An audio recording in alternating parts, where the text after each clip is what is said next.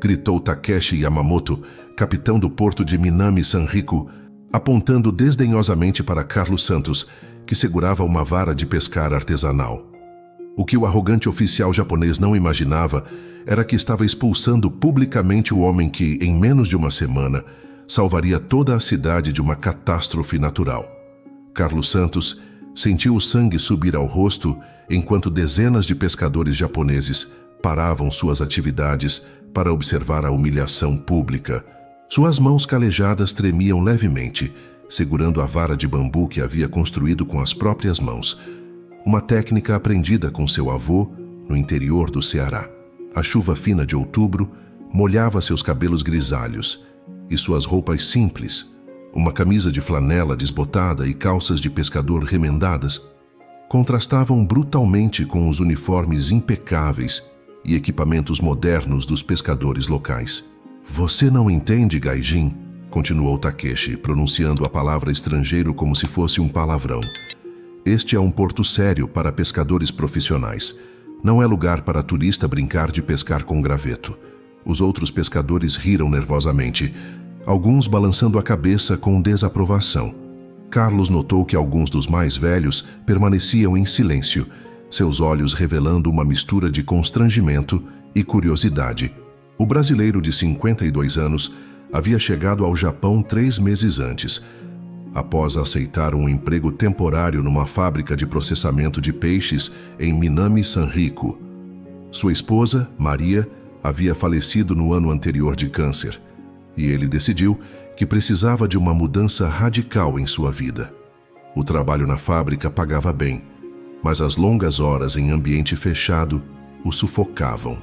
Carlos era filho do mar, havia aprendido a pescar antes mesmo de saber ler, e ficar longe da água salgada era como prender um pássaro numa gaiola. Nos fins de semana, ele caminhava até o pequeno porto, observando as técnicas locais com interesse genuíno. Os japoneses eram mestres na arte da pesca, isso ele reconhecia com admiração. Suas embarcações eram tecnologicamente avançadas, seus equipamentos eram precisos como instrumentos cirúrgicos, e sua disciplina era exemplar.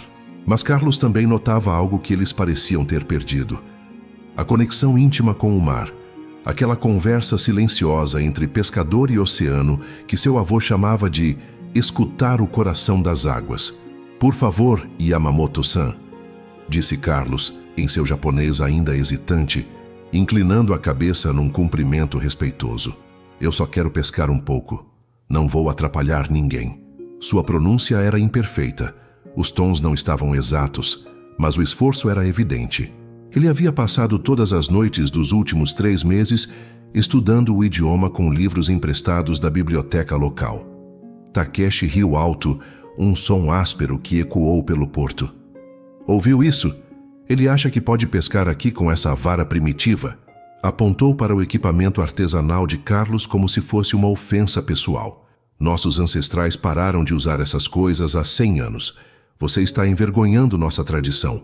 O que Takeshi não sabia era que aquela vara primitiva havia sido construída seguindo técnicas desenvolvidas por gerações de pescadores nordestinos, homens que enfrentavam o Atlântico em jangadas de madeira e voltavam com redes cheias. Carlos havia escolhido cada fibra do bambu pessoalmente. Havia trançado a linha com um padrão específico que permitia sentir as menores vibrações na água. Havia moldado o anzol seguindo o formato usado por seu bisavô, que pescava nas águas traiçoeiras da costa cearense. "Yamamoto-san tem razão", murmurou um dos pescadores mais jovens, Hiroshi Tanaka, filho de uma família tradicional de pescadores. "Este gaijin não entende nossos métodos. É melhor ele voltar para sua fábrica." Hiroshi tinha 28 anos e havia herdado um dos barcos mais modernos do porto, equipado com sonar, GPS de precisão militar e redes automáticas. Sua família pescava naquelas águas há 5 gerações, e ele via a presença de Carlos como uma intrusão desnecessária. Mas entre os pescadores mais velhos, alguns franziam a testa, incomodados. Kenji Sato, um veterano de 70 anos que havia visto o porto se transformar ao longo das décadas, observava Carlos com interesse crescente. Havia algo na postura do brasileiro. na forma como seus olhos escaneavam as águas, na maneira como segurava a vara, que lembrava os velhos mestres de sua juventude. Candy se lembrava de quando pescar era mais arte que ciência, quando um homem dependia mais de sua intuição que de seus instrumentos. Escute bem, Gaijin, disse Takeshi, aproximando-se de Carlos até ficar face a face com ele. O japonês era mais baixo, mas sua autoridade como capitão do porto lhe dava uma presença intimidadora. Se eu te vir aqui novamente com essa vara ridícula, vou chamar a polícia. Você não tem licença para pescar comercialmente, e este porto não é lugar para amadores. Carlos respirou fundo, sentindo o cheiro familiar de sal e algas que sempre acalmava seu espírito. Ele olhou para o horizonte, onde as águas do Pacífico se encontravam com o céu cinzento, e por um momento sentiu a presença reconfortante de seu avô, como se o velho pescador estivesse ali sussurrando conselhos em seu ouvido. Yamamoto-san, disse finalmente sua voz calma, mas firme, eu respeito muito a tradição japonesa, mas onde eu venho, o mar não pertence a ninguém. Ele é de quem o respeita. A resposta de Carlos provocou murmúrios entre os pescadores. Alguns pareciam ofendidos pela ousadia do estrangeiro, outros intrigados pela filosofia por trás de suas palavras. Takeshi, no entanto, interpretou como desafio direto à sua autoridade. Tradição? Takeshi riu amargamente. Você, com essa vara de criança, quer me falar de tradição? Nossos métodos foram aperfeiçoados durante séculos. Cada técnica foi testada e refinada por gerações de mestres. E você vem aqui, um estrangeiro que nem sequer fala nossa língua direito, achando que pode nos ensinar alguma coisa? O constrangimento de Carlos era visível, mas ele não baixou os olhos. Na verdade, havia uma determinação crescente em seu olhar que alguns dos pescadores mais observadores começaram a notar. Era a mesma expressão que ele tinha quando enfrentava tempestades no litoral cearense, quando as ondas eram maiores que sua jangada, mas ele sabia que precisava continuar pescando para alimentar sua família. Eu não vim ensinar nada, respondeu Carlos, escolhendo cada palavra cuidadosamente em japonês. Vim aprender. Mas onde eu cresci, aprendemos que o mar ensina quem está disposto a escutar. Às vezes, as lições mais importantes vêm dos lugares mais inesperados. Yuki Nakamura, a única mulher pescadora do porto e filha de Kenji Sato, estava observando a cena com crescente desconforto. Ela havia estudado oceanografia na universidade antes de retornar para continuar a tradição familiar, e algo na fala de Carlos ressoava com conhecimentos que ela havia aprendido sobre sustentabilidade pesqueira e métodos tradicionais de diferentes culturas. Otou-san sussurrou para seu pai. Talvez devêssemos ouvir o que ele tem a dizer. Kenji acenou levemente com a cabeça, mas manteve-se em silêncio. Ele havia notado algo que os outros perderam. A forma como Carlos observava as águas não era casual. Seus olhos seguiam padrões específicos na superfície. Notavam mudanças sutis na cor da água. Acompanhavam o movimento das gaivotas com uma atenção que revelava décadas de experiência.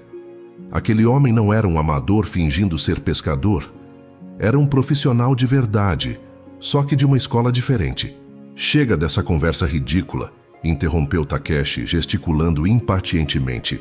Você tem 5 minutos para sair do meu porto, ou eu chamo a segurança. Ele se virou para os outros pescadores procurando apoio. Vocês viram? Este gaijin acha que pode vir aqui e questionar nossos métodos que funcionam há séculos. Carlos assentiu silenciosamente, guardando sua vara de bambu na sacola de lona que carregava. Mas antes de partir, ele fez algo que surpreendeu todos os presentes.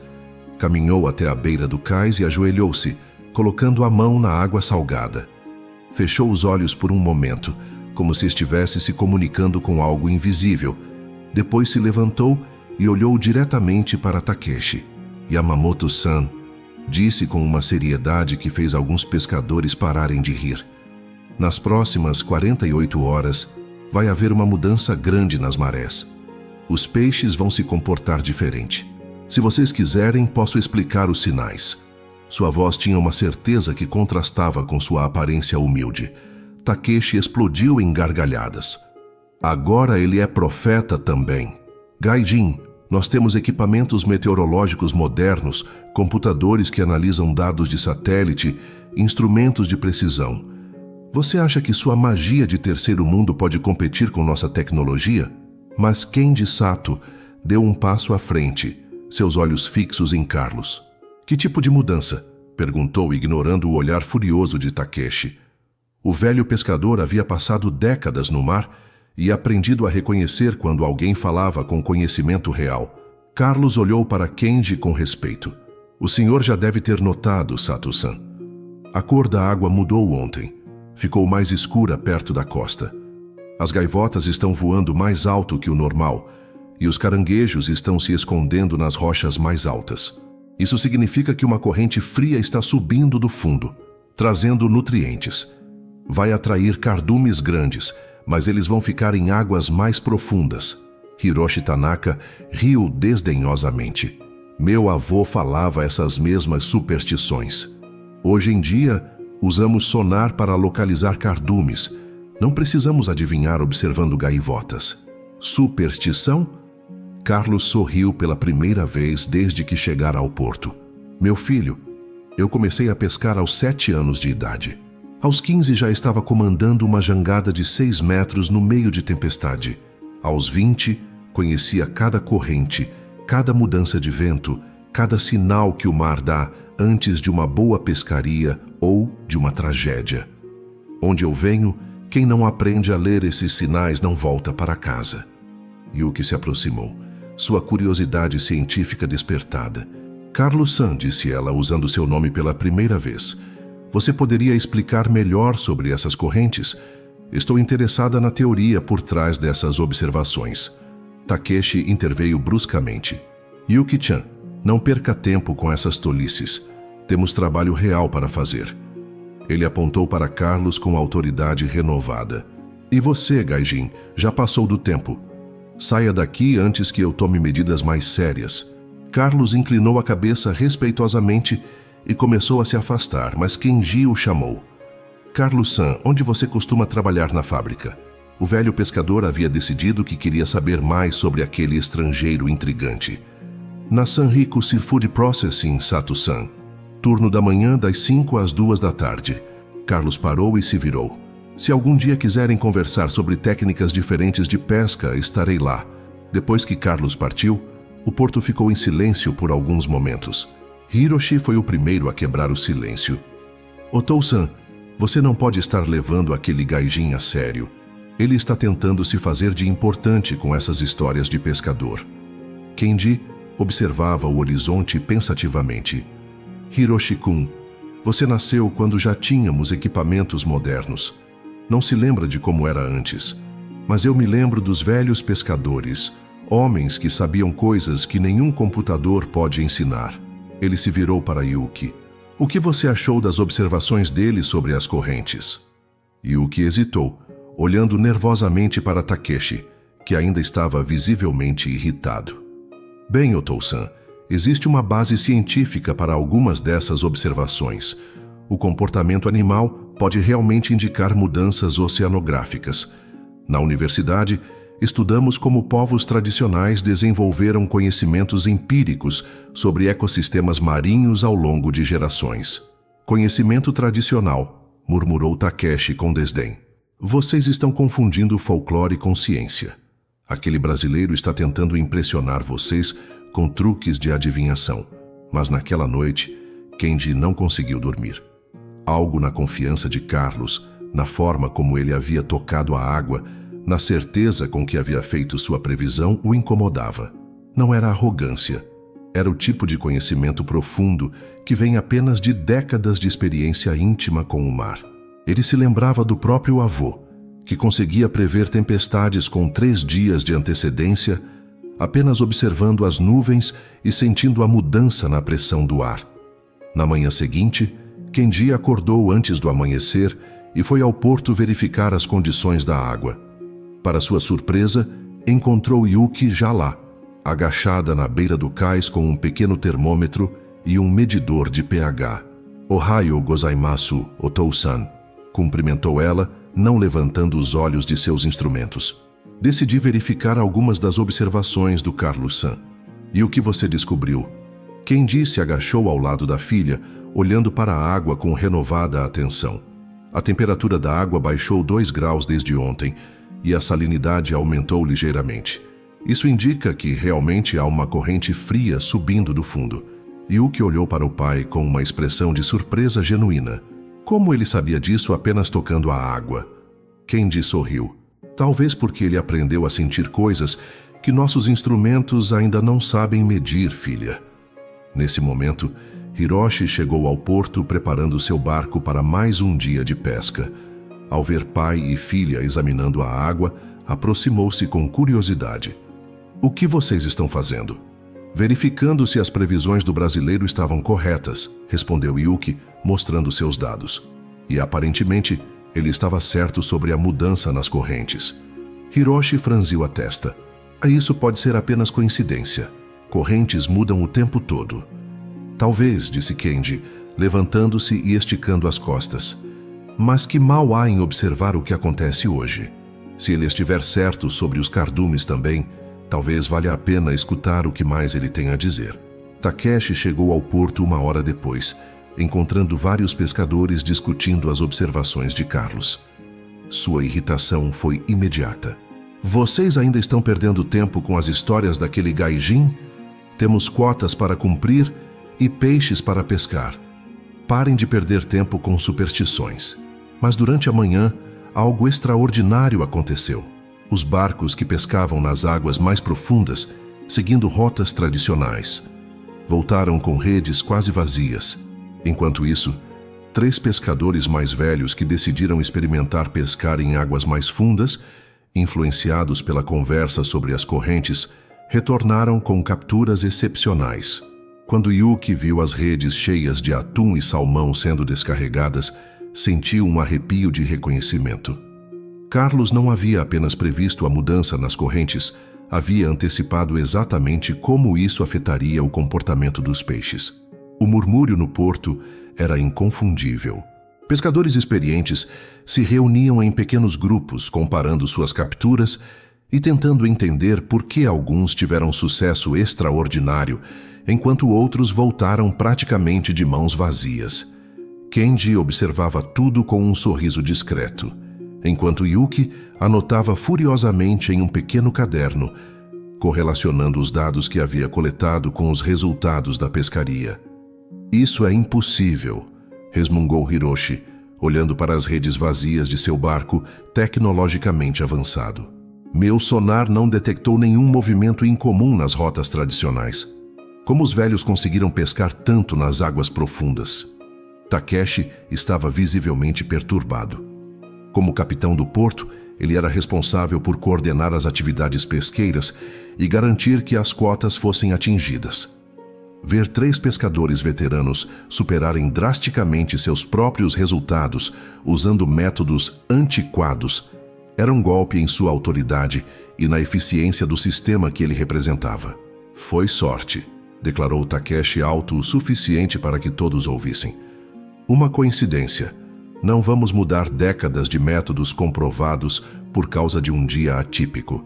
Mas Ichiro Watanabe, um dos pescadores que havia tido sucesso seguindo as águas mais profundas, balançou a cabeça. Aos 65 anos, Ichiro era respeitado por sua honestidade e experiência. Takeshi-san, com todo o respeito, não foi sorte. Quando ouvi aquele brasileiro falar sobre as correntes, lembrei do que meu avô me ensinou. Decidi confiar na intuição em vez de apenas no equipamento. Intuição? Hiroshi riu nervosamente. Ichiro-san, o senhor tem um dos sonares mais precisos da frota. Por que ignorar a tecnologia por causa das palavras de um estrangeiro? Ichiro limpou as mãos na toalha e olhou pensativamente para o horizonte. Hiroshi-kun, quando eu era jovem como você, também acreditava que os equipamentos eram tudo. Mas, com os anos, aprendi que a tecnologia nos mostra onde os peixes estavam, não onde eles vão estar. Aquele brasileiro, ele falou sobre onde os peixes iriam, não onde estavam. Yuki levantou os olhos de suas anotações. É verdade, Otou-san. Carlos-san não disse onde pescar hoje, mas previu como o comportamento dos peixes mudaria por causa das correntes. É uma abordagem completamente diferente. Nesse momento, um dos trabalhadores mais jovens do porto, Akira Suzuki, que havia estado ouvindo a conversa em silêncio, se manifestou. Desculpem interromper, mas eu trabalho na Sanriku Seafood Processing, mesma fábrica que o brasileiro. Posso dizer que Carlos-san é respeitado por todos lá. Os supervisores sempre o colocam para identificar a qualidade do peixe, porque ele nunca erra. Ele consegue dizer de onde cada peixe veio só pelo cheiro e pela textura. Takeshi se virou bruscamente para Akira. E desde quando o trabalhador de fábrica entende de pesca marítima? Takeshi-san, Akira respondeu respeitosamente, mas com firmeza. Carlos-san me contou que no Brasil ele era proprietário de 3 barcos de pesca e empregava 15 pessoas. Ele veio para o Japão porque a esposa estava doente e precisava de dinheiro para o tratamento. Trabalha na fábrica porque precisa, não porque não sabe fazer outra coisa. Um silêncio desconfortável tomou conta do grupo. A revelação de que Carlos não era apenas um trabalhador comum, mas um empresário pesqueiro experiente, mudava completamente a perspectiva sobre suas observações e previsões. Kendi quebrou o silêncio. Talvez devêssemos conversar com ele. Se Akira-kun está certo, estamos desperdiçando a oportunidade de aprender com alguém que tem experiência em águas diferentes das nossas. Aprender? Takeshi explodiu. Sato-san, com todo respeito à sua idade e experiência, somos pescadores japoneses. Nossa tradição pesqueira é milenar. Não precisamos de lições de um gaijin que usa vara de bambu. Mas Yuki já estava guardando seus instrumentos. Otou-san, vou à fábrica conversar com Carlos-san no intervalo do almoço. Quero entender melhor como ele faz essas previsões. Yuki-chan, Takeshi tentou usar um tom paternal. Você está se deixando impressionar por truques. Não comprometa nossa reputação profissional correndo atrás de mágicas de pescador. A jovem olhou para Takeshi com uma expressão que misturava respeito e determinação. Yamamoto-san, sou formada em oceanografia. Sei distinguir entre superstição e conhecimento empírico. O que vi hoje merece investigação científica. Hiroshi, ainda incomodado com seu fracasso da manhã, decidiu acompanhar Yuki. Eu também vou. Se esse brasileiro realmente sabe algo que nossos equipamentos não detectam, preciso entender o que é. A Sanriku Seafood Processing ficava a 15 minutos do porto, uma construção moderna que processava a maior parte da pesca local. Yuki e Hiroshi chegaram pouco antes do meio-dia, quando os trabalhadores faziam sua pausa para o almoço. Akira os encontrou na entrada e os levou até o pátio onde Carlos costumava passar seu intervalo. Eles o encontraram sentado sozinho em um banco de madeira, comendo um bentô simples que havia trazido de casa. Ao ver os 2 pescadores se aproximando, Carlos se levantou respeitosamente, limpando as mãos na calça de trabalho.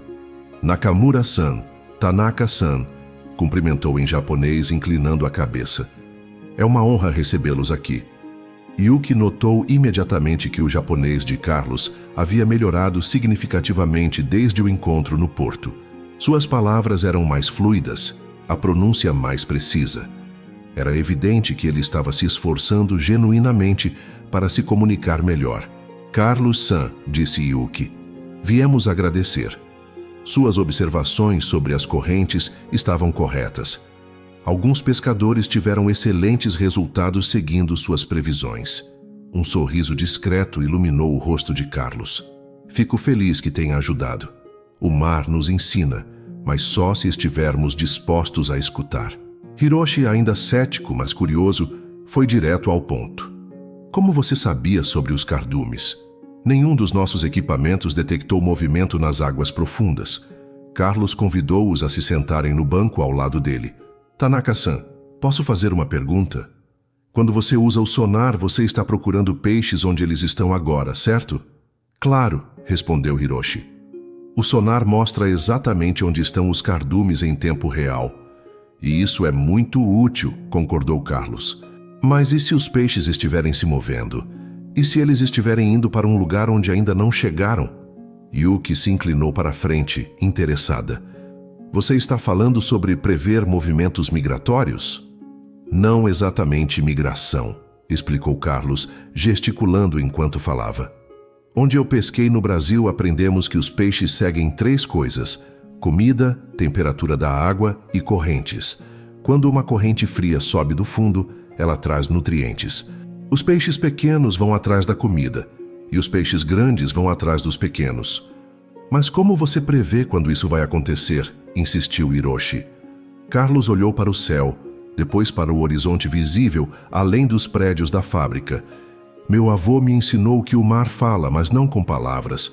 Ele fala através das gaivotas, das nuvens, da cor da água, do cheiro do vento. Ontem, quando toquei a água, senti que estava mais densa. Isso significa mais sal, que significa corrente profunda subindo. Ah, isso é fascinante, murmurou Yuki, fazendo anotações mentais. Você desenvolveu um sistema de observação que correlaciona múltiplos indicadores ambientais para prever mudanças oceanográficas. Carlos riu suavemente. Nakamura-san, o nome bonito que você deu, é só o que meu avô chamava de conversar com o mar. Ele dizia que cada oceano tem sua própria personalidade, seus próprios humores. O Pacífico aqui no Japão é diferente do Atlântico no Brasil, mas alguns sinais são universais. Hiroshi ainda lutava com sua resistência inicial. Mas Carlos-san, mesmo que seus métodos funcionem às vezes, nossa tecnologia é mais confiável. Não podemos basear nosso sustento em sentimentos sobre a água. Tanaka-san tem razão sobre a tecnologia ser importante, concordou Carlos. Mas me deixe perguntar, seus equipamentos já falharam alguma vez? Já houve dias em que o sonar mostrava cardumes, mas quando vocês chegavam lá, não havia nada? Hiroshi hesitou. Era verdade que isso acontecia ocasionalmente, especialmente durante mudanças climáticas ou correntes incomuns. Às vezes sim, mas isso é normal com qualquer equipamento. Claro, assentiu Carlos. E nesses dias, o que vocês fazem? Voltam para casa com as redes vazias.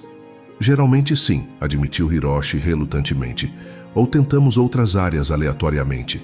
Carlos se levantou e caminhou até uma pequena poça de água da chuva que havia se formado no concreto.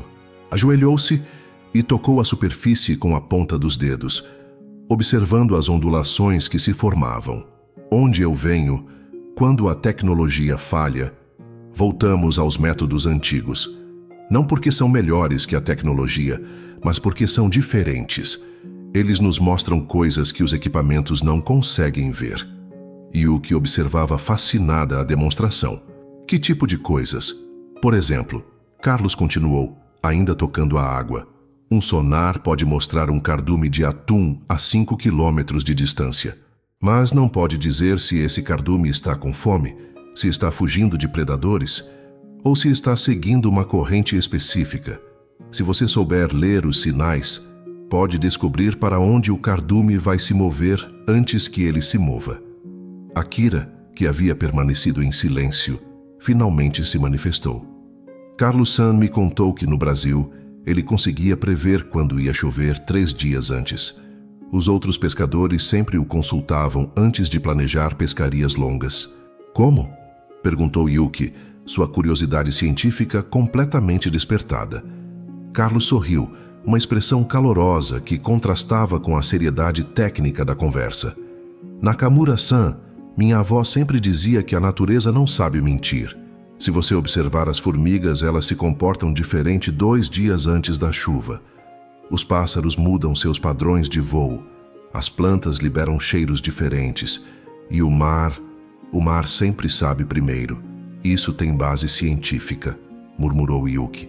Mudanças na pressão barométrica realmente afetam o comportamento animal antes que humanos percebam conscientemente. Hiroshi estava começando a entender, embora ainda resistisse. Tudo bem, admito que há lógica nisso. Mas Carlos-san, mesmo que seus métodos funcionem, eles levam anos para aprender, não é? Como isso pode ajudar pescadores que já têm suas rotinas estabelecidas? Tanaka-san faz uma boa pergunta, respondeu Carlos voltando a se sentar. Não estou dizendo que vocês devem abandonar seus equipamentos. Estou sugerindo que combinem os dois métodos. Usem a tecnologia para encontrar os peixes e usem a observação para entender o que os peixes vão fazer. Nesse momento, o celular de Yuki tocou. Era uma mensagem de seu pai, Kenji. Urgente! Outros pescadores querem conversar com o brasileiro. Takeshi está furioso, mas a notícia da pescaria de hoje se espalhou. Podem voltar? Yuki mostrou a mensagem para os outros. Carlos leu o japonês lentamente. Depois olhou para Akira. Akira-kun, quanto tempo ainda tenho de intervalo? Mais 20 minutos, Carlos-san. Tempo suficiente, disse Carlos levantando-se. Se outros pescadores querem conversar, seria uma honra. Quando chegaram ao porto, encontraram uma cena incomum. Pelo menos 15 pescadores estavam reunidos em semicírculo, discutindo animadamente. No centro do grupo, Takeshi gesticulava energicamente, claramente tentando manter sua autoridade sobre a situação. Ah, aqui estão eles, disse Kenji ao ver o grupo se aproximando. Carlos-san, alguns pescadores gostariam de fazer perguntas. Takeshi se virou bruscamente. Sato-san, isso está indo longe demais. Não vou permitir que nosso porto se torne circo para truques de adivinhação. Mas Ichiro Watanabe, ainda radiante com sua pescaria excepcional da manhã, deu um passo à frente. Yamamoto-san, com todo respeito, este homem me ajudou a ter a melhor pescaria em 3 meses. Pelo menos posso ouvi-lo. Ichiro-san, interveio um pescador mais jovem, Daichi Kimura. Você realmente acredita que esse gaijin sabe mais sobre nosso mar do que nós? Carlos ouviu a pergunta, e antes que alguém pudesse responder, se dirigiu diretamente a Daichi. Kimura-san, posso responder? Eu não sei mais sobre seu mar do que vocês. Vocês conhecem essas águas há gerações. Conhecem cada rochedo, cada corrente, cada mudança sazonal. Eu apenas conheço maneiras diferentes de observar e interpretar o que o mar está dizendo. Sua resposta humilde surpreendeu muitos dos pescadores presentes. Em vez de se vangloriar ou tentar provar superioridade, Carlos reconhecia abertamente a expertise local. Então, o que exatamente você está oferecendo? Perguntou Daichi, sua hostilidade inicial diminuindo. Uma conversa, respondeu Carlos simplesmente. Onde eu venho, pescadores mais velhos ensinam aos mais novos, e às vezes pescadores de outras águas compartilham o que aprenderam, não para substituir o conhecimento local, mas para enriquecê-lo. Kenji assentiu approvingly. Isso me lembra de como era antes da modernização. Pescadores de diferentes regiões se encontravam nos portos e trocavam conhecimentos. Isso é romantismo, disse Takeshi firmemente. Hoje temos ciência, dados precisos, métodos comprovados. Não precisamos voltar às superstições do passado. Carlos se virou para Takeshi com uma expressão respeitosa, mas decidida. Yamamoto-san, posso fazer uma demonstração? Se estiver errado, prometo nunca mais voltar ao porto. Se estiver certo, talvez possamos conversar como profissionais. Que tipo de demonstração? Takeshi cruzou os braços, claramente cético. Carlos olhou para o céu, depois para o mar, respirando profundamente o ar salgado. Amanhã de manhã, entre 6 e 7 horas, vai haver uma mudança específica nas correntes próximas à ilha Hishiri.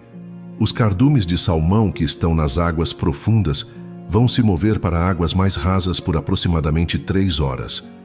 Depois vão voltar para o fundo. Um murmúrio de surpresa percorreu o grupo. Ilha Hishiri ficava a mais de 20 quilômetros do porto, e prever movimentos tão específicos de cardumes parecia impossível. Isso é muito específico, disse Yuki, impressionada. Como você pode ter tanta certeza? Carlos apontou para o horizonte. Vejam aquelas nuvens se formando no nordeste. Elas vão trazer uma frente fria leve durante a noite. Isso vai baixar a temperatura da água superficial em 2 graus. Quando isso acontece, os salmões sobem porque a água rasa fica na temperatura que eles preferem para se alimentar. Hiroshi balançou a cabeça incrédulo. Você está apostando muito alto, Carlos-san. Se estiver errado, sua credibilidade desaparece completamente. E se estiver certo? Perguntou Ichiro. Carlos sorriu. Se estiver certo, talvez Yamamoto-san aceite que existem coisas que vale a pena aprender, mesmo vindo de um estrangeiro com uma vara de bambu. O desafio estava lançado. Takeshi se encontrava em uma posição difícil. Aceitar a aposta significava reconhecer que Carlos poderia ter conhecimentos válidos. Recusar significava parecer covarde diante dos outros pescadores. Muito bem, disse Takeshi finalmente. Se você estiver certo sobre essa previsão específica, conversaremos. Mas se estiver errado, você para de frequentar nosso porto e para de espalhar suas teorias. Acordado, respondeu Carlos, estendendo a mão. Takeshi hesitou por um momento. Depois apertou a mão do brasileiro. O aperto foi firme de ambos os lados, selando uma aposta que mudaria a dinâmica do porto para sempre. Enquanto Carlos voltava para a fábrica para completar seu turno de trabalho, os pescadores continuaram discutindo a situação. Alguns estavam céticos, outros curiosos, e alguns poucos já planejavam secretamente testar a previsão de Carlos na manhã seguinte. Yuki passou o resto do dia pesquisando padrões climáticos e comportamento de salmão, tentando encontrar base científica para as previsões de Carlos. Quanto mais estudava, mais percebia que havia uma lógica complexa e sofisticada por trás do que parecia ser intuição simples. Aquela noite, muitos pescadores de Minami Sanriku foram dormir pensando no estrangeiro humilde que havia ousado desafiar não apenas sua tecnologia, mas toda a sua visão sobre como entender o mar. Na manhã seguinte, muito antes do amanhecer, uma agitação incomum tomou conta do porto de Minami Sanriku. Pescadores que normalmente chegavam às 5 da manhã apareceram às 4:30, alguns até mais cedo. A previsão específica de Carlos havia gerado uma curiosidade irresistível, mesmo entre os mais céticos. Kenji foi o primeiro a chegar, seguido por Yuki, que carregava uma bolsa cheia de instrumentos de medição. Ichiro chegou poucos minutos depois, claramente animado com a possibilidade de outra pescaria excepcional. Hiroshi apareceu visivelmente nervoso, dividido entre a esperança de que Carlos estivesse certo e o medo de que seus próprios métodos fossem questionados. "Ohayou gozaimasu", cumprimentou uma voz familiar. Carlos se aproximava caminhando pela trilha que levava da fábrica ao porto, carregando sua sacola de lona e sua vara de bambu. Ele havia chegado 2 horas antes do início de seu turno de trabalho. "Carlos-san", disse Yuki surpresa. "Achei que você não viria. Afinal, a aposta era apenas sobre a previsão, não sobre você estar presente." Carlos sorriu calorosamente. "Nakamura-san, onde eu venho, quando um pescador faz uma previsão, ele assume a responsabilidade por ela. Se eu estiver errado, quero estar aqui para me desculpar pessoalmente." Takeshi chegou exatamente às 5 em ponto, como sempre, mas parou abruptamente ao ver Carlos no cais. "O que você está fazendo aqui, Gaijin?" "Esperando para ver se minha previsão estava correta, Yamamoto-san. E se não estiver, para cumprir minha palavra de nunca mais voltar." A honestidade direta de Carlos desarma temporariamente a hostilidade de Takeshi. Havia algo respeitável na forma como o brasileiro assumia total responsabilidade por suas afirmações. Às 5:40 da manhã, 3 barcos já haviam partido rumo à ilha Hishiri para testar a previsão. Ichiro comandava um deles, acompanhado por 2 pescadores veteranos que haviam decidido confiar novamente na palavra do brasileiro. Hiroshi havia partido em seu barco moderno, determinado a usar todos os seus equipamentos para verificar se haveria realmente alguma atividade incomum de salmões. No porto, os que ficaram aguardavam ansiosamente as primeiras comunicações de rádio. Carlos permanecia calmo, observando as mudanças sutis no céu e na água que apenas seus olhos treinados conseguiam detectar. Yuki notou que ele estava murmurando algo baixinho. "Carlos-san, você está orando?" perguntou ela curiosa. "Não exatamente, Nakamura-san. Estou conversando com meu avô." Carlos sorriu nostalgicamente. Ele sempre dizia que quando fazemos uma previsão sobre o mar, devemos pedir perdão antecipadamente caso estejamos errados, porque o mar não gosta de presunção. Às 6:15 da manhã, O rádio crepitou com a primeira comunicação. Era Ichiro, e sua voz estava carregada de excitação. Porto Base. Aqui é Ichiro, confirmando a atividade intensa de salmão nas águas rasas, próximas ao lado sul da ilha. Repetindo, grandes cardumes de salmão em águas rasas exatamente como o brasileiro previu. Um murmúrio de surpresa percorreu o pequeno grupo no porto. Takeshi franziu a testa, mas permaneceu em silêncio. 15 minutos depois, a voz de Hiroshi ecoou pelo rádio. Porto Base, Hiroshi aqui. Meu sonar está detectando um movimento massivo de cardumes subindo das águas profundas. É exatamente o que Carlos-san descreveu. Como isso é possível? Yuki olhou para Carlos com uma mistura de admiração e perplexidade científica. Carlos-san, você pode explicar como sabia que seria exatamente nesse horário e local? Carlos se aproximou da beira do cais e apontou para o horizonte. Nakamura-san, vejam as nuvens agora. Estão mais baixas que ontem, e o vento mudou de direção durante a madrugada. Isso significa que a frente fria que eu previ realmente passou por aqui durante a noite. Ele se agachou e tocou a água. A temperatura baixou, como esperado. E olhem os pássaros marinhos. Eles estão voando em círculo sobre a área da ilha, o que significa que há atividade de peixes pequenos na superfície. Os salmões sobem para se alimentar desses peixes pequenos. Takeshi, que havia estado ouvindo em silêncio, finalmente se manifestou. Isso ainda pode ser coincidência. Uma previsão certa não prova nada. Mas antes que alguém pudesse responder, o rádio voltou a crepitar. Desta vez, era um barco pesqueiro comercial de uma cidade vizinha. Para quem interessar aqui é o capitão Suzuki, do Hokai Maru. Estamos tendo a pescaria mais extraordinária em meses na área da ilha Hishiri. Os cardumes estão literalmente saltando nas nossas redes. Alguém sabe o que causou essa migração súbita? Carlos olhou significativamente para Takeshi. Yamamoto-san, outros pescadores de outras cidades também estão se beneficiando da mesma condição que previ. Isso ainda é coincidência? Kenji deu um passo à frente. Carlos-san, você disse que os salmões voltariam para águas profundas após 3 horas. Isso significaria por volta das 9 da manhã. Você mantém essa previsão? Sim, Sato-san. Quando o sol esquentar a água superficial, os salmões vão descer novamente. A janela de oportunidade é limitada. As próximas 2 horas foram tensas. A cada 15 minutos, chegavam comunicações confirmando a continuidade da atividade excepcional dos cardumes. Pescadores de várias embarcações relatavam capturas recordes, mas todos sabiam que o verdadeiro teste da credibilidade de Carlos seria se a atividade cessaria no horário previsto.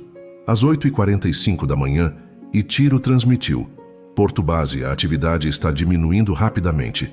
Os cardumes estão descendo. É incrível. É como se alguém tivesse ligado um interruptor. Às 9h05, Hiroshi confirmou: os salmões desapareceram do sonar superficial. Estão voltando para as águas profundas exatamente como Carlos-san previu. Um silêncio pesado tomou conta do porto. A previsão de Carlos havia se mostrado não apenas correta, mas precisamente cronometrada. Não havia como explicar isso como mera coincidência. Yuki foi a primeira a quebrar o silêncio. Carlos-san, isso foi extraordinário. Você conseguiu prever com precisão militar um fenômeno natural complexo usando apenas observação. Não apenas observação, Nakamura-san, corrigiu Carlos humildemente. 45 anos de experiência, ensinamentos de 3 gerações de pescadores e muito tempo aprendendo a escutar o que o mar tem a dizer. Takeshi permanecia em pé, claramente lutando com emoções conflitantes. Sua autoridade e seus métodos haviam sido publicamente questionados por um estrangeiro que usava uma vara de bambu. Mas Carlos havia cumprido sua previsão de forma espetacular e dezenas de pescadores haviam se beneficiado dela. Yamamoto-san, disse Carlos suavemente, cumprimos nossa parte do acordo. Agora podemos conversar?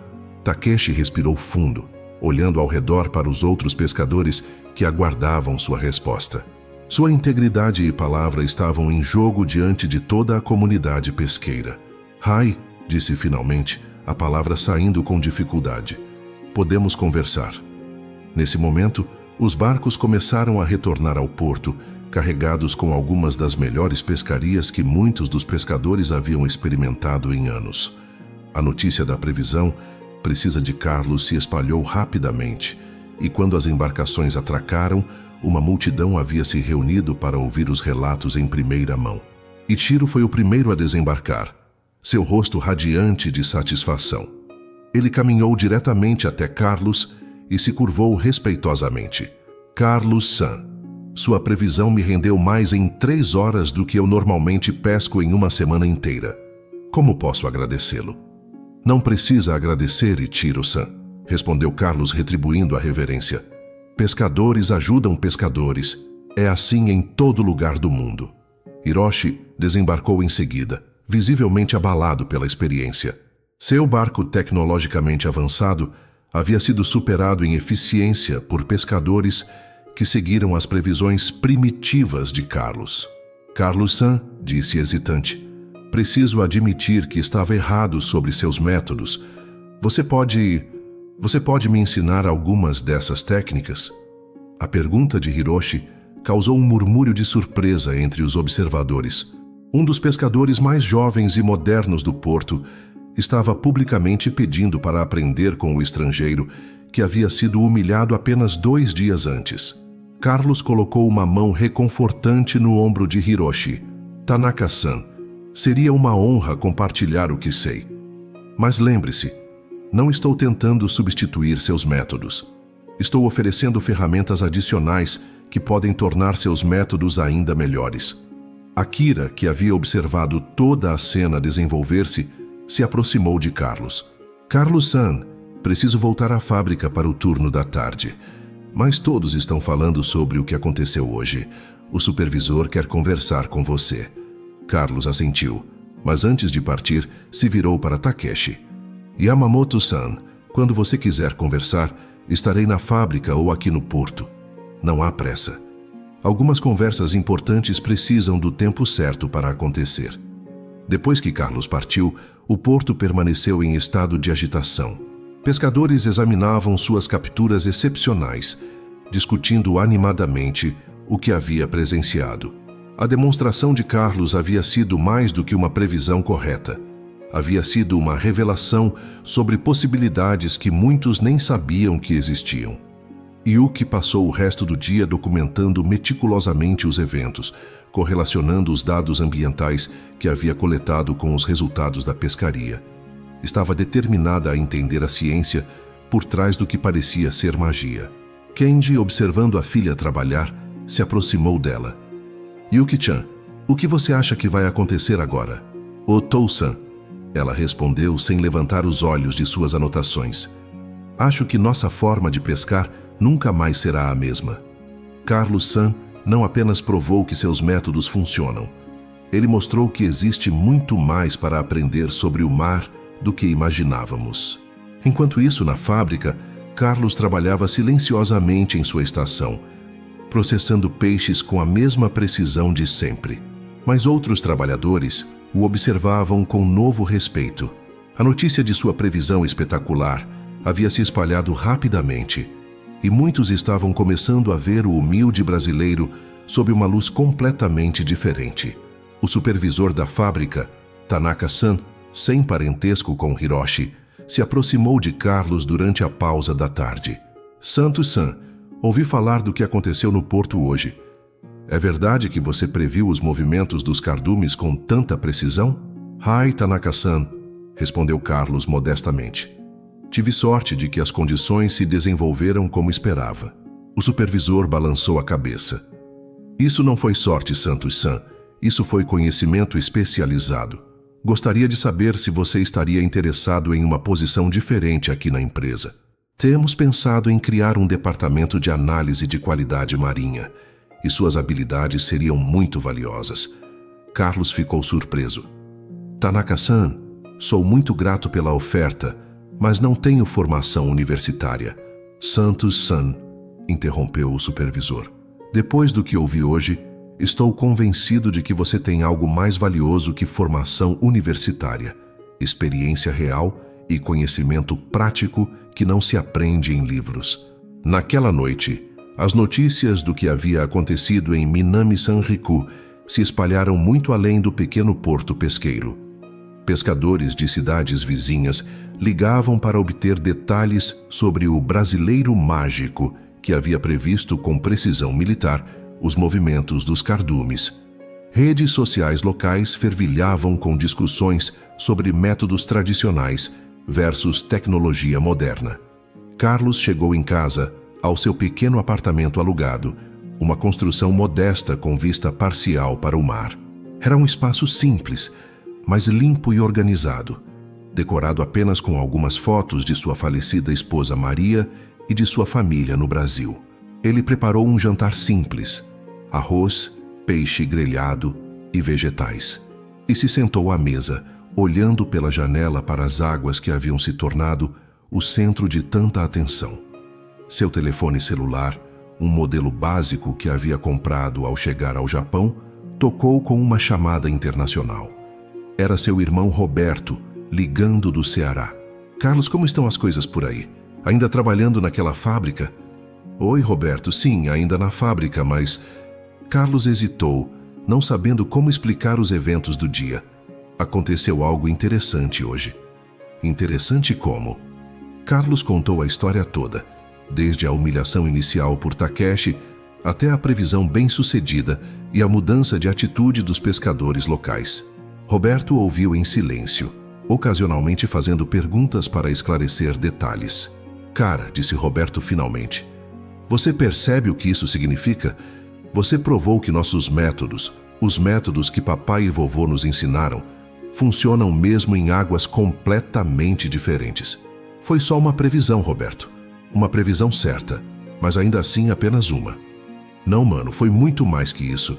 Você mostrou que o conhecimento que nossa família carrega há gerações tem valor real, mesmo num país tão avançado tecnologicamente quanto o Japão." Depois da ligação, Carlos ficou pensando nas palavras do irmão. Ele havia vindo para o Japão buscando apenas trabalho e uma chance de recomeçar após a morte de Maria. Nunca imaginou que seus conhecimentos de pescador pudessem ter relevância numa cultura tão diferente da sua. Na manhã seguinte, Carlos chegou ao porto uma hora antes de seu turno na fábrica, como havia se tornado seu hábito. Mas desta vez, encontrou uma cena completamente diferente. Pelo menos 20 pescadores estavam reunidos esperando por ele, incluindo alguns que ele nunca havia visto antes. "Carlos-san", disse Kenji, aproximando-se com um sorriso caloroso. "Estes são pescadores de Rikuzentakata e Ofunato. A notícia de ontem se espalhou e eles vieram conhecê-lo." Um homem robusto de cerca de 50 anos se adiantou. "Santos-san, sou Koji Sasaki, de Rikuzentakata. Ouvi dizer que você pode ensinar técnicas que nossos equipamentos não conseguem substituir." Carlos se inclinou respeitosamente. "Sasaki-san, seria uma honra conversar com você e seus colegas, mas devo esclarecer algo. Eu não sou um guru ou mestre especial. Sou apenas um pescador que aprendeu a observar o mar de uma maneira específica." "Humildade", murmurou um pescador mais velho. "É assim que reconhecemos um verdadeiro mestre." Yuki se aproximou carregando uma grande pasta de documentos. "Carlos-san, passei a noite toda analisando os dados de ontem. Gostaria muito de discutir com você a correlação entre suas observações e as medições científicas que fiz." "Claro, Nakamura-san. Mas primeiro deixe-me perguntar, o que os dados científicos mostraram?" Yuki abriu sua pasta entusiasticamente. "Exatamente o que você previu. A temperatura da água baixou 2,3 graus durante a madrugada. A salinidade aumentou 0,8%, indicando correntes profundas, e a concentração de plâncton nas águas rasas aumentou dramaticamente, explicando por que os salmões subiram para se alimentar." "E seus instrumentos detectaram essas mudanças antes que eu fizesse minha previsão?" perguntou Carlos. Yuki hesitou. "Bem, não. Os dados só ficaram claros depois que eu soube o que procurar." "Exatamente", disse Carlos gentilmente. "A diferença não é que eu saiba mais que seus instrumentos, é que eu sei quais perguntas fazer ao mar." Nesse momento, Takeshi chegou ao porto. Ele havia claramente perdido muito sono. Seu rosto estava tenso e ele caminhava com a postura rígida de alguém enfrentando uma situação difícil. Ao ver a multidão reunida em torno de Carlos, parou abruptamente. "Bom dia, Yamamoto-san", disse Carlos respeitosamente, inclinando-se. A multidão silenciou, aguardando a reação do capitão do porto. Takeshi olhou ao redor para todos os rostos expectantes, depois fixou o olhar em Carlos. "Santos-san, preciso me desculpar pelo meu comportamento dos últimos dias." Um murmúrio de surpresa percorreu o grupo. Takeshi raramente se desculpava por qualquer coisa, e nunca publicamente. "Yamamoto-san", respondeu Carlos suavemente. "Não há necessidade de desculpas. Você estava protegendo sua comunidade e suas tradições. Isso é admirável." "Não", insistiu Takeshi, sua voz ganhando força. "Eu estava sendo preconceituoso. Julguei você pela sua aparência e origem, não pela sua competência. Isso vai contra tudo o que aprendi sobre respeito e profissionalismo." Carlos deu um passo à frente. "Yamamoto-san, posso dizer algo? Onde eu venho temos um ditado: o mar não escolhe quem ensina e quem aprende. Talvez possamos todos aprender uns com os outros." Takeshi assentiu lentamente. "Santos-san, gostaria de fazer uma proposta formal. Aceitaria dar uma palestra para todos os pescadores da região? Podemos organizar um encontro no centro comunitário." "Uma palestra?" Carlos pareceu genuinamente surpreso. "Yamamoto-san, não sou acadêmico. Sou apenas um pescador prático." "Exatamente", disse Ichiro, que havia se aproximado durante a conversa. "É por isso que queremos ouvir você. Já temos muitos acadêmicos. Precisamos de alguém que entenda o mar como você entende." Hiroshi também se manifestou. "Carlos-san, depois de ontem, percebi que minha dependência total da tecnologia me fez perder a conexão com intuições que meu avô tinha. Gostaria muito de reaprender algumas dessas habilidades." Carlos olhou ao redor para todos os rostos expectantes. Pescadores jovens e velhos de várias cidades, todos unidos pela curiosidade de aprender algo novo sobre a profissão que amavam. Era uma responsabilidade que ele não havia buscado, mas que se sentia honrado em aceitar. "Muito bem", disse finalmente, "mas com uma condição, que seja uma troca, não apenas eu falando. Vocês conhecem essas águas muito melhor que eu. Eu posso compartilhar métodos de observação, mas vocês podem me ensinar sobre as particularidades locais." "Perfeito", disse Takeshi, estendendo a mão. "Quando você pode fazer isso?" "Que tal neste fim de semana?", sugeriu Carlos. "Sábado de manhã?" "Combinado", disse Takeshi, apertando firmemente a mão de Carlos. Enquanto os pescadores se dispersavam para começar suas atividades diárias, Yuki permaneceu com Carlos. "Carlos-san, posso fazer uma pergunta pessoal?" "Claro, Nakamura-san. Por que você veio para o Japão? Quero dizer, você claramente era um pescador bem-sucedido no Brasil. Por que deixar tudo isso para trabalhar numa fábrica?" Carlos olhou para o horizonte, onde o sol da manhã criava um caminho dourado sobre as águas. "Minha esposa, Maria, estava doente. Câncer. O tratamento era muito caro e vendemos nossos barcos, nossa casa, tudo. Mesmo assim, não foi suficiente." Sua voz ficou mais baixa. "Depois que ela morreu, não conseguia mais pescar naquelas águas. Cada onda me lembrava dela." "Sinto muito", disse Yuki sinceramente. "Obrigado. Vim para o Japão pensando que seria apenas trabalho temporário, uma forma de ganhar dinheiro e talvez esquecer a dor. Mas o mar é universal. Mesmo aqui, do outro lado do mundo, ele ainda fala a mesma linguagem que aprendi com meu avô." Yuki ficou em silêncio por um momento, processando a história.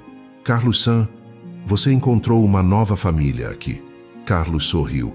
O primeiro sorriso genuinamente feliz que ele havia dado desde a morte de Maria. "Talvez sim, Nakamura-san. Talvez sim." Naquele momento, Akira chegou correndo do porto. "Carlos-san, o supervisor Tanaka quer falar com você urgentemente e tem um homem de terno na fábrica fazendo perguntas sobre você." "Homem de terno?" Carlos franziu a testa. "Que tipo de perguntas?" "Perguntas sobre suas habilidades de previsão." Ele disse que representa uma empresa de aquicultura de Tóquio e ouviu falar sobre o que aconteceu ontem. Carlos, Yuki e os outros trocaram olhares significativos. A demonstração de Carlos havia chamado a atenção muito além do pequeno porto pesqueiro. E isso poderia significar oportunidades inesperadas ou complicações indesejadas. Acho melhor ir ver o que ele quer, disse Carlos, mas havia uma nota de preocupação em sua voz. Vamos com você, disse Yuki decididamente. Se alguém está tentando se aproveitar de você, é melhor ter testemunhas. Quando chegaram à fábrica, encontraram um homem bem vestido de cerca de 40 anos, conversando animadamente com o supervisor Tanaka. Ao ver Carlos se aproximar, o homem se levantou e se apresentou com uma reverência formal. Santos-san, sou Watanabe Keisuke, diretor de desenvolvimento da Nihon Suisan Industries. Viajei de Tóquio especificamente para conhecê-lo. Carlos retribuiu a reverência, mas manteve uma expressão cautelosa. É uma honra, Watanabe-san. Em que posso ajudá-lo? Santos-san, nossa empresa está desenvolvendo um novo projeto de aquicultura sustentável. Precisamos de alguém com sua habilidade única de prever comportamentos marinhos. Gostaríamos de oferecer-lhe uma posição como consultor especializado. Que tipo de posição? Perguntou Carlos cuidadosamente. Salário inicial de 8 milhões de ienes por ano, apartamento corporativo em Tóquio e participação nos lucros do projeto. Você seria responsável por assessorar nossa equipe sobre padrões oceânicos e comportamento de peixes em nossas fazendas marinhas.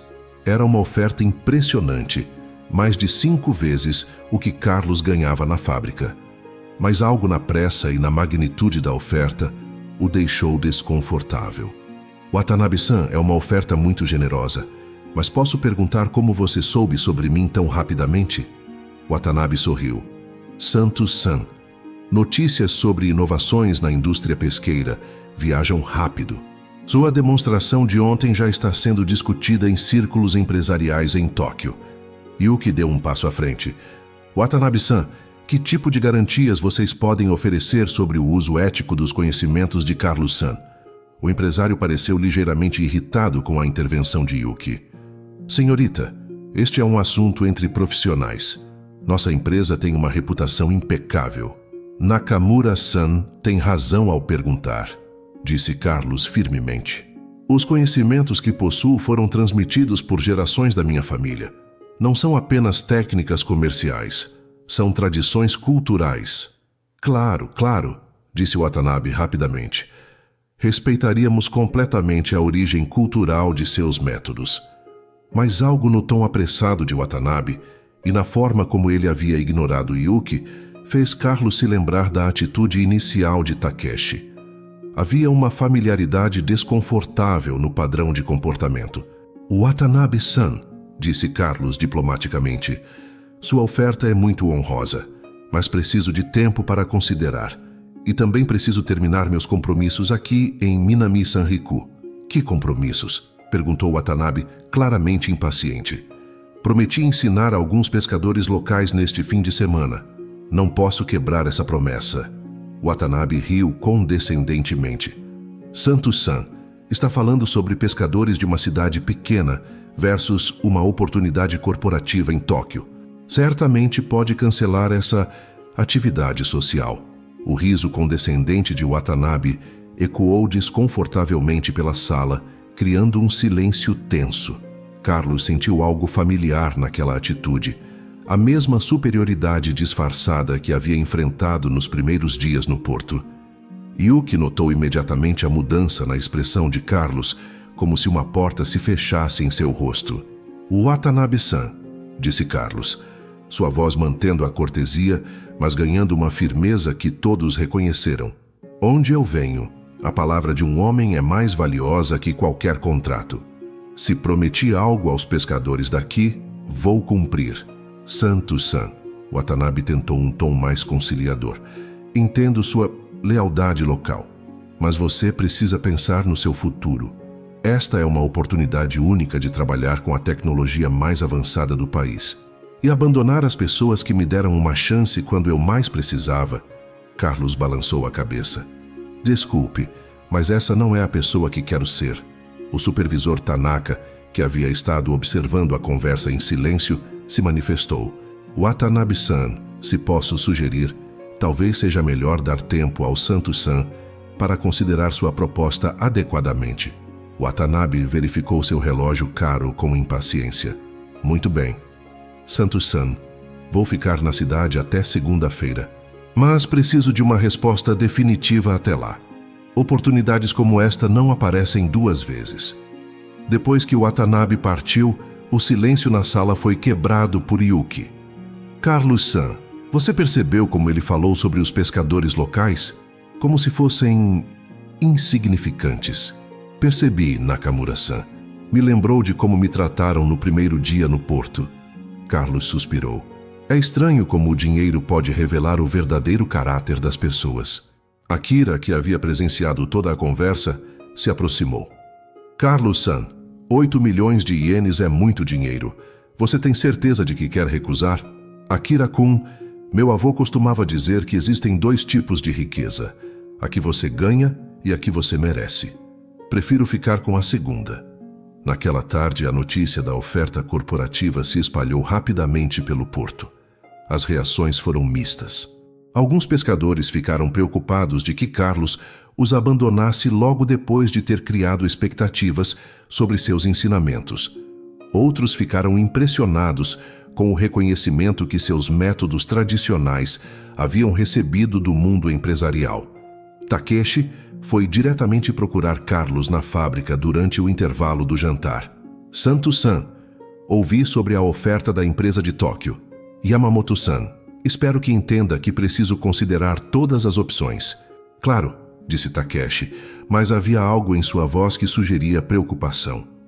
Só queria dizer que nossa comunidade se beneficiaria muito se você decidisse ficar. Não apenas pelos seus conhecimentos, mas pelo que você representa. O que eu represso? Takeshi escolheu as palavras cuidadosamente. Você nos mostrou que tradição e modernidade não precisam ser inimigas. Que um estrangeiro pode entender nossos valores melhor que alguns de nossos próprios empresários. Isso é importante para nós. Naquela noite, Carlos caminhou sozinho pela praia próxima ao porto, algo que havia se tornado seu ritual para tomar decisões importantes. As ondas quebravam suavemente na areia e o som familiar do mar o ajudava a organizar os pensamentos. Seu telefone tocou.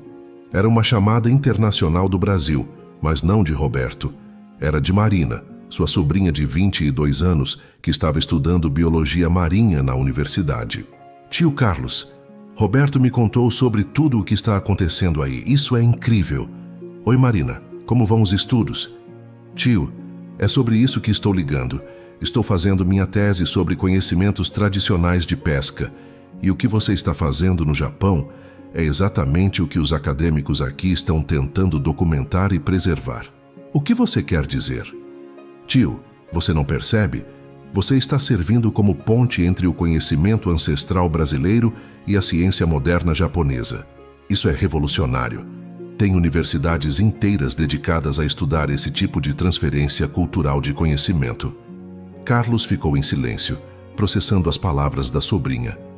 Ele havia pensado em seus ensinamentos como simples compartilhamento entre pescadores, mas Marina estava sugerindo algo muito maior. Marina, você acha que o que estou fazendo tem importância acadêmica real? Tio, tem importância histórica. Você está provando que conhecimentos tradicionais podem ser tão precisos quanto tecnologia moderna, mas em contextos culturais completamente diferentes. Isso pode mudar como o mundo vê as contribuições dos povos tradicionais. Depois da ligação, Carlos continuou caminhando pela praia, mas agora com uma perspectiva completamente nova sobre sua situação. Não era apenas sobre escolher entre um emprego na fábrica e uma posição corporativa. Era sobre como usar seus conhecimentos de forma que honrasse tanto sua herança quanto sua nova comunidade.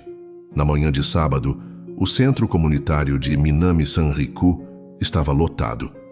Mais de 60 pescadores de várias cidades da região haviam comparecido, alguns viajando mais de 2 horas para assistir à apresentação de Carlos.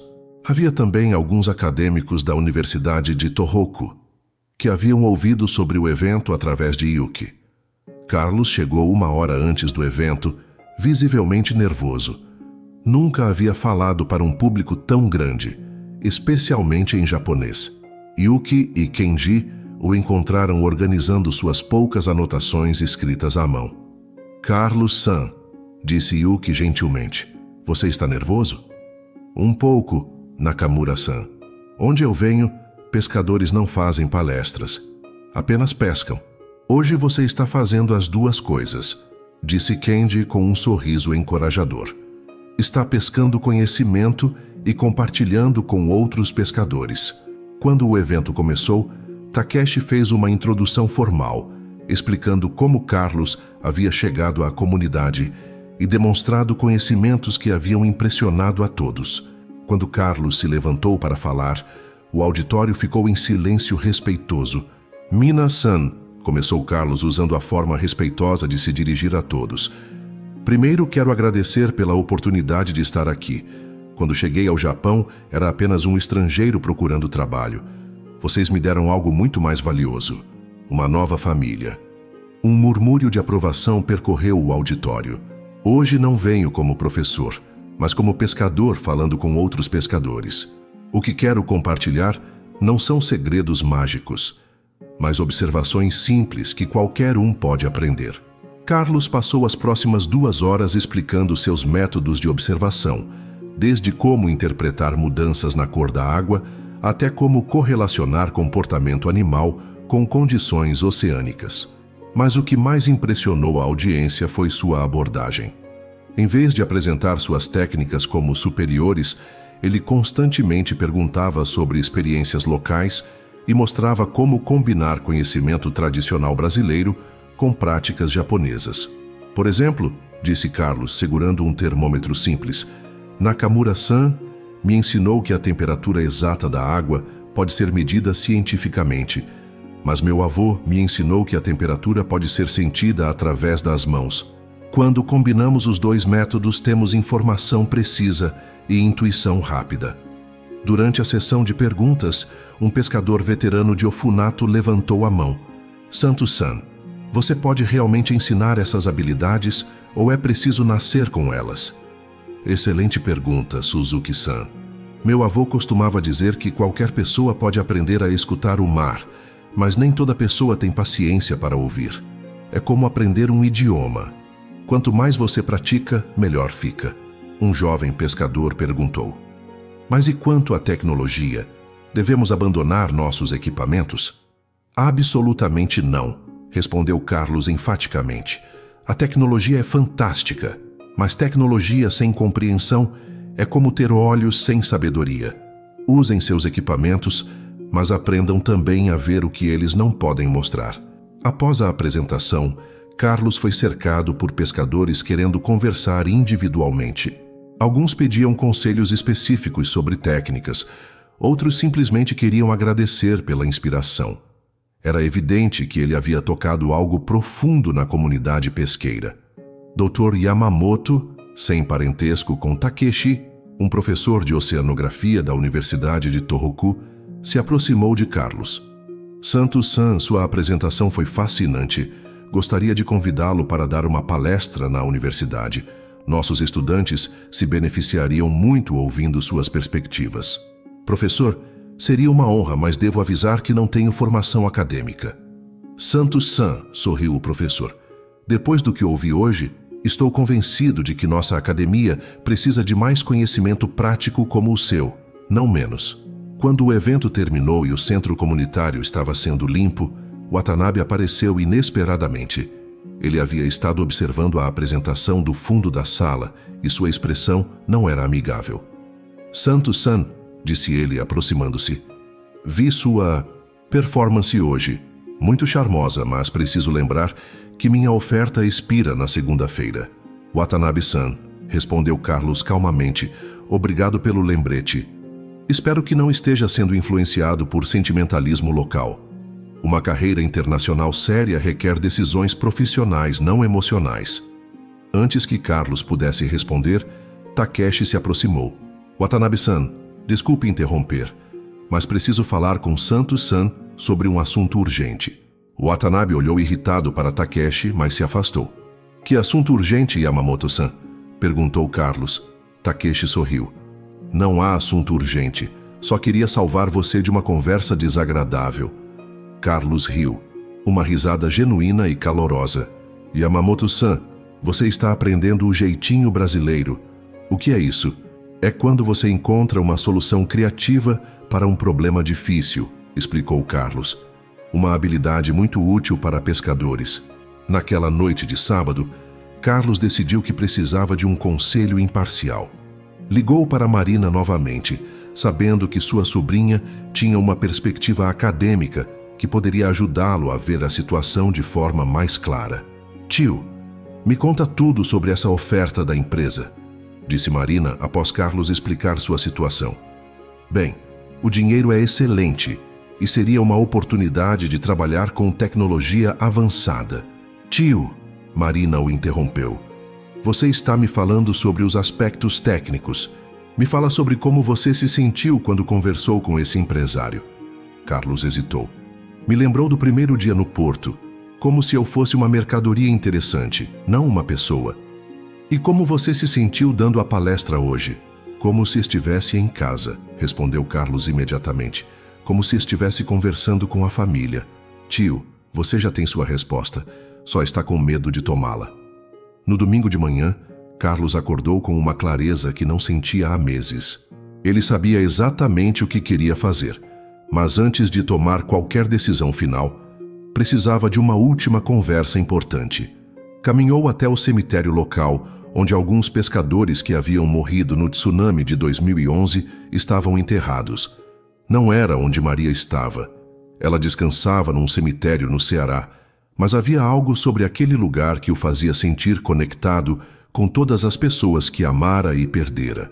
Maria, disse suavemente falando em português pela primeira vez em meses, sei que você gostaria desta comunidade. Eles me lembram de casa, do jeito que as pessoas se importam umas com as outras. Uma brisa suave vinda do mar moveu as folhas das árvores e Carlos tomou isso como um sinal de aprovação. Na segunda-feira de manhã, Watanabe chegou à fábrica pontualmente às 9 horas, claramente esperando uma resposta positiva. Carlos o estava esperando no escritório do supervisor, acompanhado por Tanaka-san, e para surpresa de Watanabe, por Yuki, que havia tirado o dia de folga especificamente para estar presente. Santos-san, disse Watanabe com confiança, espero que tenha tido tempo suficiente para considerar nossa oferta generosa. Tive sim, Watanabe-san, e tenho uma contraproposta. Watanabe pareceu surpreso. Uma contraproposta? Sim. Em vez de eu me mudar para Tóquio para trabalhar exclusivamente para sua empresa, que tal criar um projeto piloto aqui em Minami Sanriku? Um programa que combine conhecimentos tradicionais com aquicultura moderna, usando a comunidade local como base. Santos-san? Watanabe riu nervosamente. Isso não é como negócios corporativos funcionam. Precisamos de controle total sobre nossos consultores e projetos. Entendo, disse Carlos calmamente. Então minha resposta é não. Obrigado. O rosto de Watanabe ficou vermelho. Santos-san, você está cometendo um erro grave. Esta oportunidade não aparecerá novamente. Watanabe-san, disse Yuki, intervindo pela primeira vez. Talvez seja sua empresa que está cometendo o erro. Carlos-san não é apenas um conjunto de técnicas que vocês podem comprar. Ele é parte de uma comunidade e seus conhecimentos funcionam melhor quando aplicados com respeito às pessoas e ao lugar. Senhorita, Watanabe se virou para Yuki com irritação. Você claramente não entende como o mundo dos negócios funciona. Na verdade, disse Yuki com um sorriso, entendo perfeitamente. Tenho mestrado em administração de negócios além da minha formação em oceanografia. E posso dizer que projetos sustentáveis de longo prazo requerem engajamento comunitário, não exploração de recursos. Watanabe olhou ao redor da sala, percebendo que não tinha apoio de ninguém. Muito bem. Santos-san, você escolheu ficar com pescadores de cidade pequena em vez de uma carreira internacional. Espero que não se arrependa quando perceber o que perdeu. Depois que Watanabe partiu visivelmente irritado, Tanaka-san se virou para Carlos. Santos-san, você tem certeza de que fez a escolha certa? Era muito dinheiro. Carlos sorriu. Tanaka-san, onde eu venho dizemos que dinheiro compra peixe, mas não ensina a pescar. Prefiro ensinar. Yuki riu da expressão. Carlos-san, posso usar essa frase na minha tese de doutorado? Estou documentando a sabedoria por trás dos conhecimentos tradicionais de pesca. Você está fazendo doutorado, Nakamura-san? Sim, em gestão sustentável de recursos marinhos. E depois da sua apresentação no sábado, decidi focar minha pesquisa na integração de conhecimentos tradicionais com práticas modernas de aquicultura. Carlos ficou surpreso. Quer dizer que minha pequena demonstração influenciou uma tese de doutorado? Muito mais que isso, Carlos-san. Quer ser meu co-orientador informal? Oficialmente, claro, seria apenas um colaborador, mas seus conhecimentos seriam fundamentais para a minha pesquisa. A proposta de Yuki abriu uma possibilidade que Carlos nunca havia considerado. Contribuir para a ciência formal sem abandonar suas raízes ou sua nova comunidade. Naquela tarde, quando Carlos chegou ao porto após seu turno na fábrica, encontrou uma cena que o emocionou profundamente. Takeshi havia organizado uma pequena cerimônia de boas-vindas oficial, algo que normalmente era feito apenas para pescadores que se casavam na comunidade ou que decidiam se estabelecer permanentemente na cidade. Santos-san, disse Takeshi formalmente, em nome da comunidade pesqueira de Minami Sanriku, gostaríamos de oficialmente convidá-lo a se tornar um membro permanente de nossa associação. Carlos olhou ao redor para os rostos familiares, Kenji, Ichiro, Hiroshi, Yuki e tantos outros que haviam se tornado sua nova família. Yamamoto-san seria a maior honra da minha vida. Há uma tradição, continuou Takeshi, quando alguém se torna membro oficial. A pessoa deve escolher um nome japonês que será usado nos registros da associação. Carlos pensou por um momento. Posso escolher Umi no Kokoro? Coração do mar, traduziu Kenji sorrindo. Perfeito. 2 semanas depois, a vida de Carlos havia encontrado um novo ritmo. Ele continuava trabalhando na fábrica durante a semana, mas agora em uma posição especial como consultor de qualidade marinha. Fins de semana eram dedicados a ensinar técnicas de observação para pescadores locais e trabalhar com Yuki em sua pesquisa. A notícia de seus métodos havia se espalhado pelo Japão, mas de forma diferente da exploração que Watanabe havia tentado. Universidades começaram a convidar Carlos para palestras, sempre respeitando sua base em Minami Sanriku. Pescadores de outras regiões vinham visitá-lo para aprender, criando uma rede informal de troca de conhecimentos. 1 mês após sua decisão, Carlos recebeu uma carta oficial do Ministério da Agricultura, Florestas e Pesca do Japão. Yuki a traduziu para ele. Era um convite para participar de um projeto nacional de preservação de conhecimentos tradicionais de pesca, com uma bolsa de pesquisa que pagaria quase tanto quanto a oferta de Watanabe, mas permitindo que ele permanecesse em sua comunidade. Carlos-san, disse Yuki terminando de ler a carta, você percebe o que isso significa? O governo japonês está reconhecendo oficialmente o valor dos seus conhecimentos tradicionais. Carlos balançou a cabeça, ainda processando a magnitude do que havia acontecido. Nakamura-san, quando cheguei aqui eu era só um viúvo triste, procurando trabalho. Como chegamos a isso? Porque você nunca tentou ser outra pessoa, respondeu Kenji, que havia estado ouvindo a conversa. Você permaneceu fiel aos seus valores e conhecimentos, mesmo quando foi ridicularizado. Naquela noite, Carlos ligou para Roberto no Brasil. Mano, você não vai acreditar no que aconteceu. Depois de contar toda a história, Roberto ficou em silêncio por um longo momento. Carlos, você percebe que está representando todos nós? Todos os pescadores brasileiros, todos os trabalhadores que emigram procurando oportunidades. Você está mostrando que nossos conhecimentos têm valor no mundo todo. Roberto, eu só fiz o que nosso avô nos ensinou. Respeitar o mar e compartilhar o que sabemos. Exatamente. E isso mudou uma comunidade inteira do outro lado do mundo. No final de sua segunda conversa com Roberto, Carlos desligou o telefone e caminhou até a janela de seu apartamento. O porto estava quieto na escuridão, mas ele podia ouvir o som familiar das ondas contra o cais. Pela primeira vez desde a morte de Maria, Carlos se sentia completo. Não porque havia esquecido sua dor ou substituído o que perdeu, mas porque havia encontrado uma nova forma de honrar tudo o que aprendeu e amou. Seus conhecimentos tradicionais não eram relíquias do passado. Eram ferramentas vivas que podiam construir pontes entre culturas e gerações. E enquanto observava as estrelas refletidas na água escura do porto, Carlos soube que seu avô estaria orgulhoso. O menino que havia aprendido a pescar nas águas do Ceará agora ensinava pescadores nas águas do Pacífico, provando que o oceano realmente não tem fronteiras, apenas diferentes formas de ser compreendido. A história do pescador brasileiro, humilhado, que se tornou o coração da comunidade pesqueira japonesa era apenas o começo. Era uma ponte construída com respeito, conhecimento e a compreensão de que a verdadeira riqueza não vem de quanto você ganha, mas de quanto você contribui para o bem-estar dos outros. E no pequeno porto de Minami Sanriku, essa lição ecoava nas ondas, sendo transmitida para uma nova geração de pescadores, que aprenderam que tradição e modernidade, Oriente e Ocidente, podem dançar juntos como as marés, cada uma enriquecendo a outra. 2 anos depois, o método Santos Nakamura de previsão pesqueira integrada estava sendo estudado em universidades por todo o Japão.